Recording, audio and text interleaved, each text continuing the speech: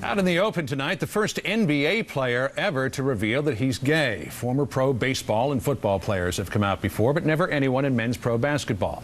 So Zahn Amaechi's revelation is making headlines. Amaechi played 5 seasons with 3 NBA teams. He retired in 2003 after the Utah Jazz benched him. He says he believes that his homosexuality was a factor in that. Now he's telling his story in a new book titled Man in the Middle.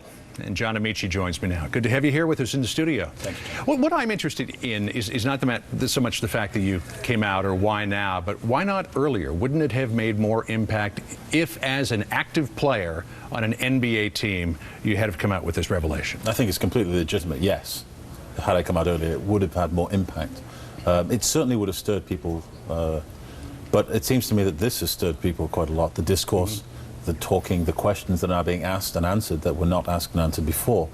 So I'm still serving a useful purpose now. But what I'm wondering is you're being hailed by gay and lesbian groups as a role model, but aren't you in effect saying to athletes, don't tell people you're gay now, wait until you retire, wait until you're off the court, wait until you're off the football field? And if that is the case, how does it advance the cause? I'm not telling people that. Society is telling people that.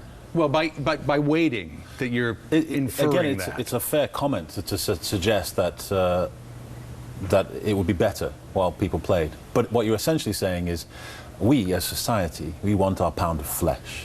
Give us our human sacrifice. I don't care what you lose. I don't care what you risk.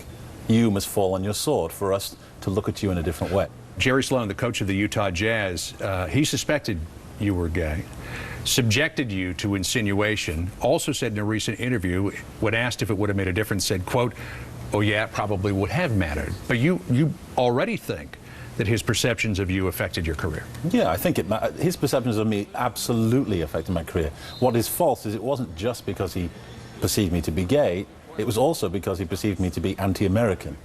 He also perceived me to be a person who hates white people. Basketball Commissioner David Stern has suggested that this isn't an issue at all. He said, quote, we have a very diverse league. The question at the NBA is always, have you got game? That's it. End of inquiry. Is that it? I mean, as a closeted homosexual, were you ever privy to any homophobic comments? I heard them all the time, but it wasn't because people thought I was gay. Well, how widespread is homophobia in the NBA? I think it's widespread in society. Not just homophobia, but heterosexism is widespread. The assumption that everybody you come across is straight. On that point, negative comments from former teammates and just colleagues in the NBA have all centered around this idea of we don't want a homosexual man in the locker room.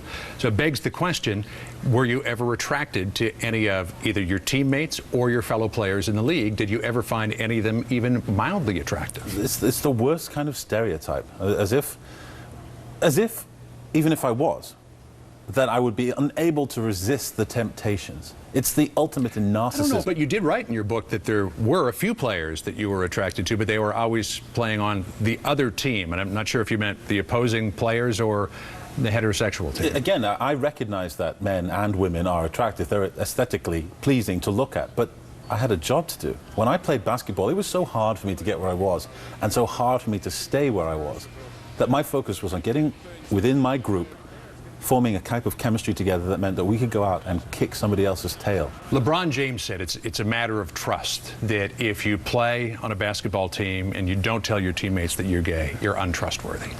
It's one of the classic double binds. What can I say? It's so spurious that it defies me at times that people come up with things like this. I recognize he's a young man. I recognize that he lacks experience. I don't know if he has a passport. What I do know is that telling people that unless you tell them you're gay, you won't accept them, but when they tell you you're gay, you don't accept them, is a double bind. You have certainly ignited an interesting debate. Zahn Amaechi, thanks for being with us. Appreciate it.